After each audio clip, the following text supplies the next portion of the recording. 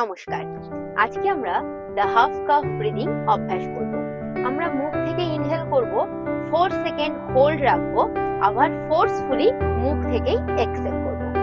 চলুন, আপনি পিঠ সোজা, normal breathing, inhale and exhale, then start করুন।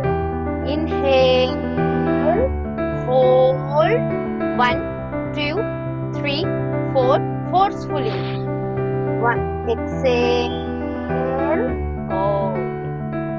আবার মুখ থেকে ইনহেল, হোল্ড, 1 2 3 4, ফোর্সফুলি মুখ থেকে এক্সহেল।